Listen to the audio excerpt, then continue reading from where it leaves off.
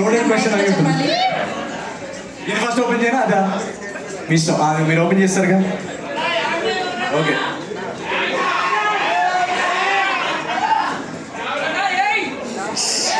లేదు నేను చదువుతాను. నేను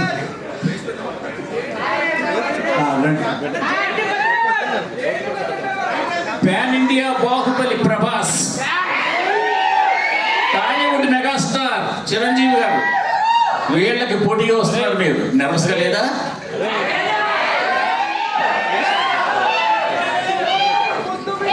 ఇందాక నేను చెప్పాను కదండి, ప్రభాస్ అనేది నాది అంటే బెస్ట్ ఫ్రెండ్ సినిమా పోటీగా తీసుకుంటారు. అండ్ ఈసారి ఇందాక మెగాస్టార్ గారి గురించి చెప్పారు కాబట్టి మెగాస్టార్ గారిని చూసి ఓకే మనం ఒక నార్మల్ ఫ్యామిలీలో పుట్టినా కూడా మనం తెలుగు సినిమాలో స్టార్ అవ్వచ్చు అనే ధైర్యము అనే పాత్ చూపించింది మెగాస్టార్ గారు. సో ఈరోజు నేను కానీ నాలాంటి ఎంతోమంది నార్మల్ కుటుంబాల నుంచి వచ్చి సినిమా హీరో అయ్యారంటే దానికి ఫౌండేషన్ వేసింది చిరంజీవి గారు. సో అలాంటి గురువు గారి సినిమా వస్తున్నప్పుడు మనకి నర్వస్నెస్ ఉండదు, ఎక్సైట్మెంట్ ఉంటుంది. ఎందుకంటే నేను ఫస్ట్ ఆర్టీసీ క్రాస్ రోడ్స్లో ఇంద్రా కానీ ఏ సినిమాలో ఒక విజిల్ వేసి చూసిన ఆ ఎనర్జీ, అదే ఎనర్జీతో రేపు మనశంకర్ వరప్రసాద్ గారి సినిమా చూసి కూడా ఆ సినిమా చూసి మా సినిమాకి వచ్చి మా సినిమా కూడా ఎంజాయ్ చేస్తారనేది నాకు. సో నాకు కాంపిటీషన్ కానీ పోటీ కానీ అవన్నీ చాలా రాంగ్ వర్డ్స్ అవి.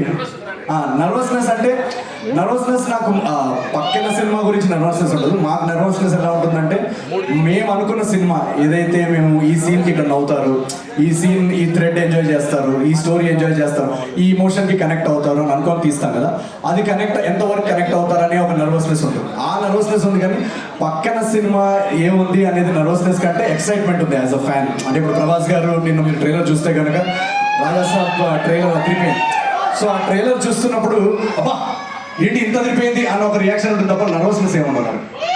ఈ క్వశ్చన్ మీ ఇద్దరికి, ఈ సినిమా రిసెప్షన్ సంగతి సరే, మీ రియల్ పెళ్లి రిసెప్షన్ ఎప్పుడు ఎక్కడ?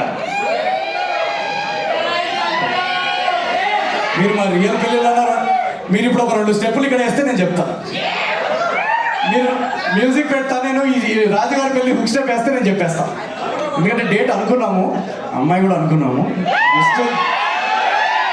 జస్ట్ మీరు ఒక 2 స్టెప్పులు వేస్తే మనోరే సార్, మనోరే.